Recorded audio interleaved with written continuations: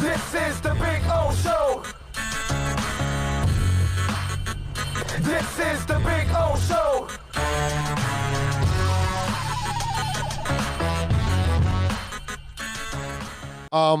You saw where the minor league season got canceled. For the first time since 1901, there will not be a minor league season. And I want to say this because it's not a big deal. Nobody cares about minor league baseball overall. But I got to tell you something.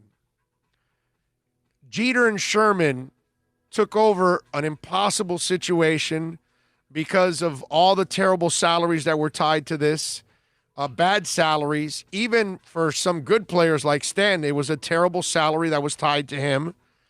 And they had to make some drastic changes, and they have. And they have reloaded the minors. They have drafted a whole bunch of players. And they're on their way of trying to turn the roster around. We'll find out in a few years down the line, after they develop guys, will they keep the core and all that? That question needs to be answered down the line, okay? They are saying all the right things and are making all the right commitments. But can I defend the Marlins? Can I feel bad for the Marlins for a moment?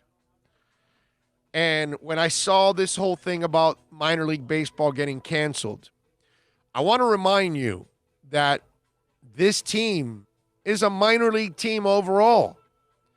And what minor leaguers need is playing time. Now your entire minor league system loses out on an entire season of development. What is the minor league baseball season? Like 130, 140 games or whatever? Isn't it slightly shorter than the regular one? Whatever, But they lose out on all those games. So they lost on an entire year of development. The guy from A can't go to Double A. The guy from Double A can't go to Triple A. The guys from Double A and Triple A can't go to the majors, and so on and so forth. They're all a year behind. Mind you, what's happening on the pro side? It's 60 games. That's not going to help in development either for the pro guys. Less than half a season? The 60 games, that's what it takes you to get in a groove, dude.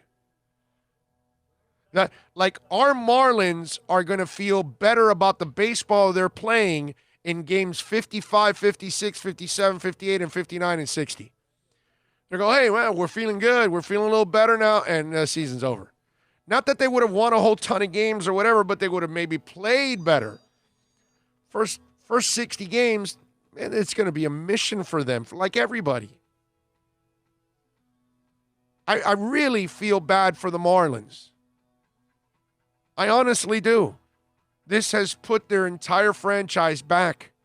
And us as fans, okay, I told you that they drafted, and they're in the process of continuing to draft, of course, and developing cores and developing waves of players, which is what they want to do. Develop a core, have more behind them, and all that kind of stuff, like a regular, real baseball team.